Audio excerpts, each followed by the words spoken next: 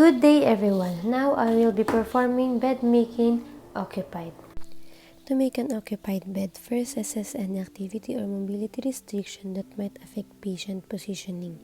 Sanitize your hands and ensure patient privacy and introduce yourself to the patient. Good morning, sir. I'm Regina Colleen and I'm going to be taking care of you today. May I see your armband?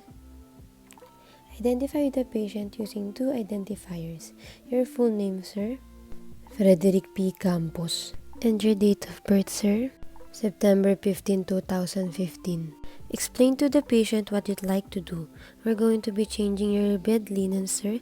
Today, since you cannot able to go out your bed today, I will change your linen while you're still in bed. Then check the floor for spills and make sure the wheels are in lock position. Raise the bed for comfortable working height and lower the head of the bed as much as the patient can comfortably tolerate. If he's on aspiration precaution, keep the head of the bed no lower 30-degree angle and put on a clean gloves.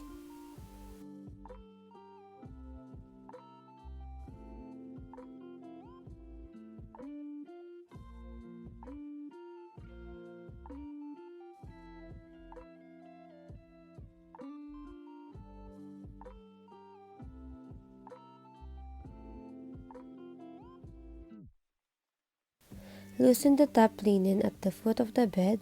Remove the bedspread and blankets separately.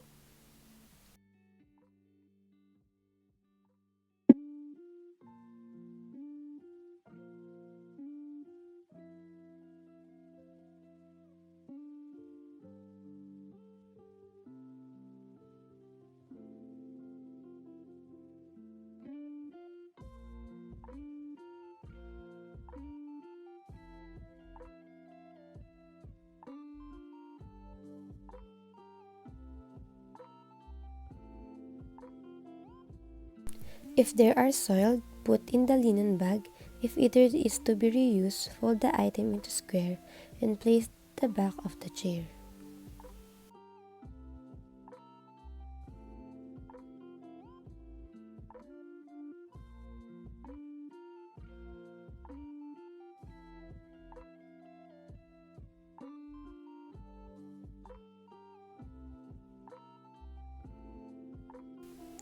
Cover the patient with bath blanket, placing it over the top sheet.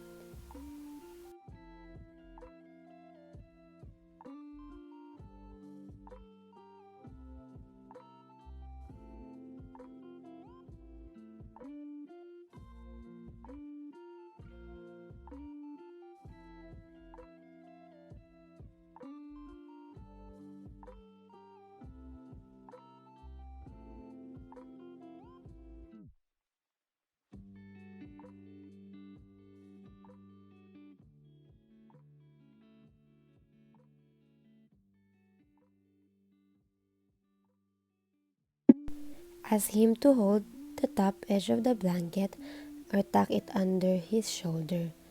Then reach beneath the blanket and remove the top sheet, discarding it in the linen bag.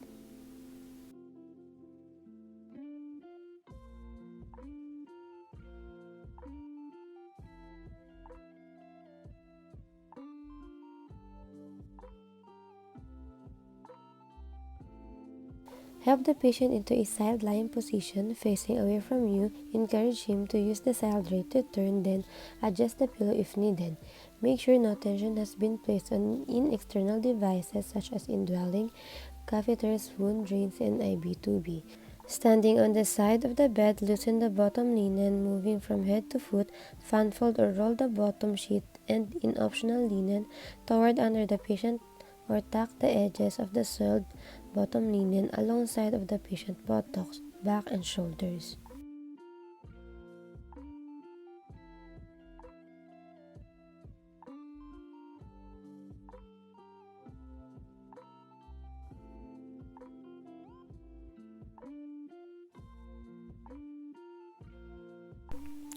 Then clean, disinfect, and dry the mattress surface if necessary.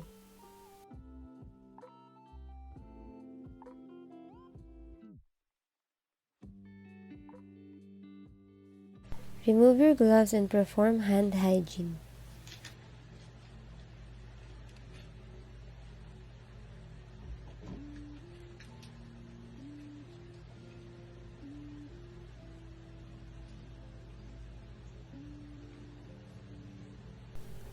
Next, apply clean linen into the exposed half of the bed. Separate layers. First, place the bottom sheet on the bed line.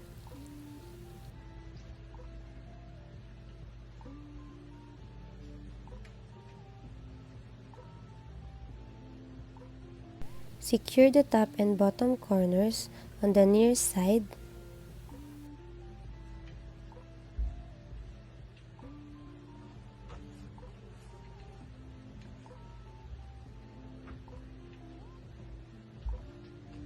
Enroll the remaining fabric on the patient's torso.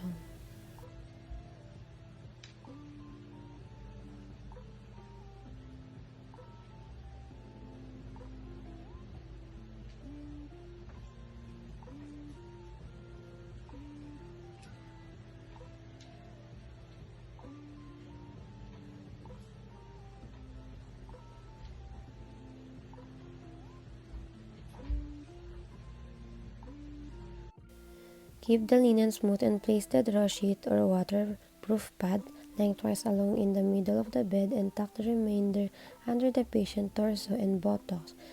The pad should be fan-fold or roll on the top of the bottom sheet. Keep the linen beneath the patient flat as possible because you have to roll over the layers when you're ready to make the other side of the bed.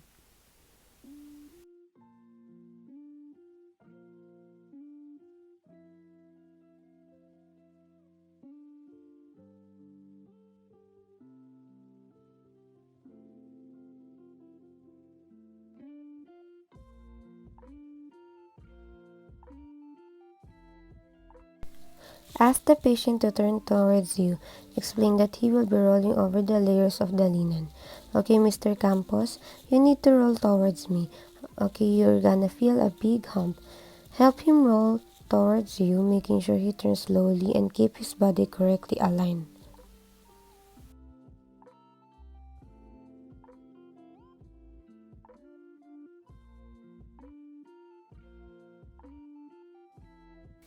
Put another gloves because you will be removing the rest of the soiled linen.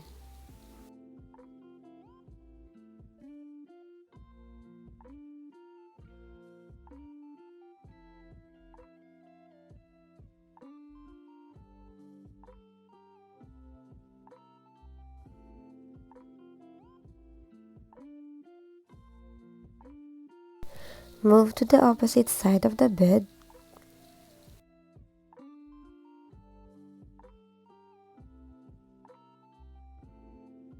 Loosen the edge of the soiled linen from beneath the mattress and remove it by folding it into a bundle.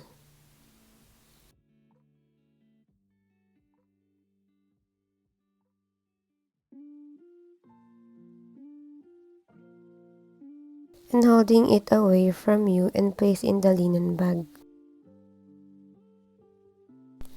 Remove and dispose your gloves and perform hand hygiene.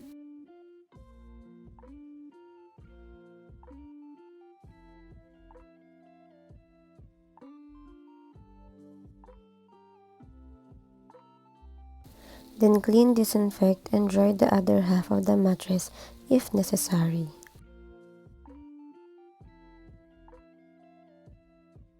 Now pull the clean rolled linen and draw sheet over the edge of the mattress from the head to foot of the bed.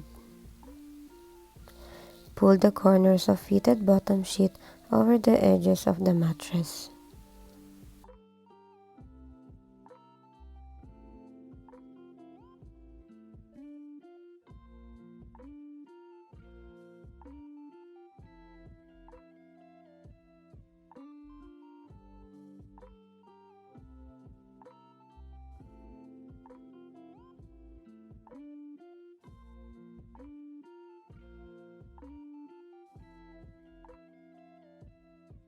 Then help the patient roll back into supine position.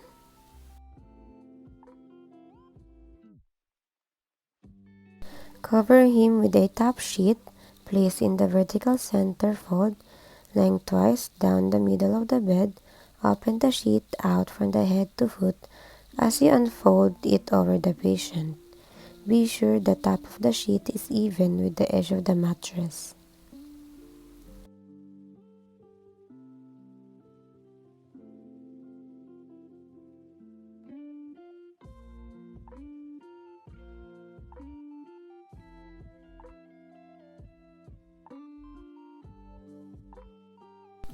Ask the patient to hold onto the sheet and blanket as you remove the bath blanket.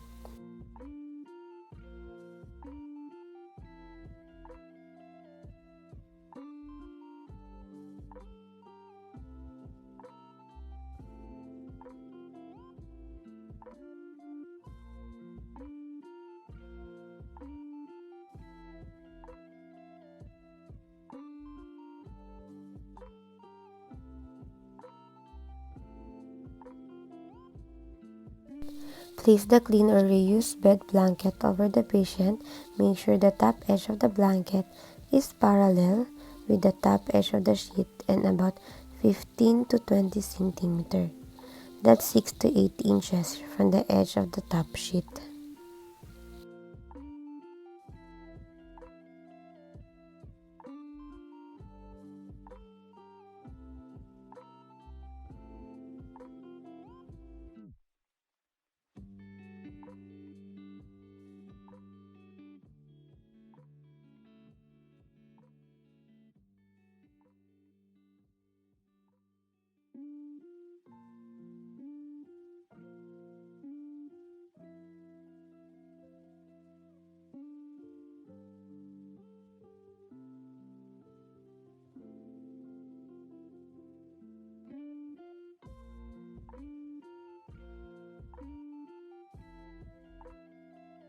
On the side of the bed, spread out the sheet and blanket evenly.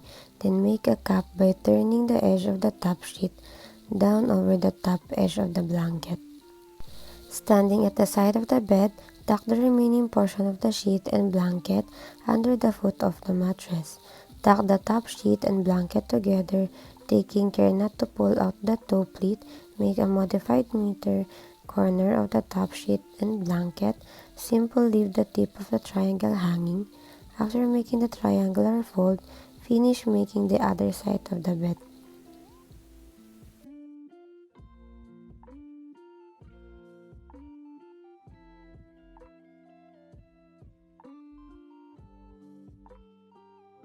Make a horizontal toe pleat by standing in the foot of the bed and fan folding the sheet and blanket 5 to 10 cm.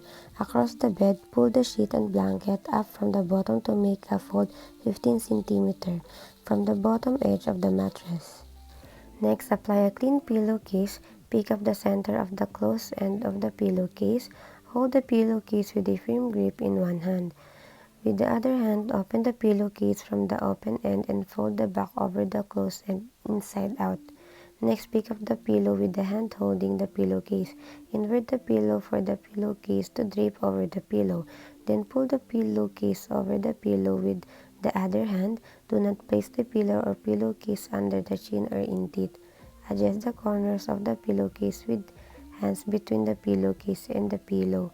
Do not shake the pillow to position the pillowcase.